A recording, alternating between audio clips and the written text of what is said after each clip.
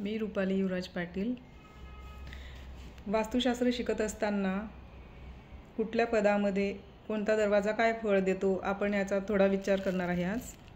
पहिलं, शिकी पदातील दरवाजा घरातील शांतता बिघडवते, अस्थिरता येते. तसंच पर्जन्य पदातील दरवाजा घरात स्त्री संतती जास्त, मुलींचे प्रमाण जास्त, या घरात स्त्री वर्चस्व अधिक असते असे दिसते. तसेच जयंत पदातील दरवाजा या घरातील माणसं मनाने श्रीमंत असतात, दानधर्म करणारी असतात. हे चांगले आहे, पण कुठल्याही गोष्टीचा अतिरेक करू नये, प्रमाणात असावे. दुसऱ्यांना काही देऊ नये, नाहीतर या लोकांवर दारिद्र्य येते. तसेच पुढचं पद आहे महेंद्र. पूर्वेचे सर्वोत्तम पद, राजाचा आशीर्वाद, मान सन्मान, पद प्रतिष्ठा, वास्तूतील राजयोग असे हे पद दाखवते. पुढचं पद आहे रवी. रवी पदातील दरवाजा योग्य गोष्टीसाठी रागराग करणे, चिडचिड करणे. वडील चिडचिड का करताय हे मुलांना कळत नाही. मुलं इग्नोर करतात, दुर्लक्ष करतात व त्यांच्यात मतभेद होत राहतात. काही कारण नसताना मतभेद होतात.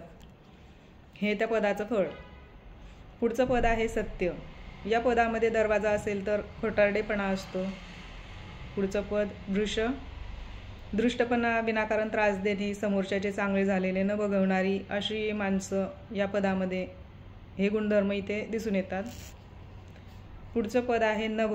अंतरिक्ष, आकाश. या पदावर वास्तुपुरुषाची प्रतिमा स्थापन केली जाते.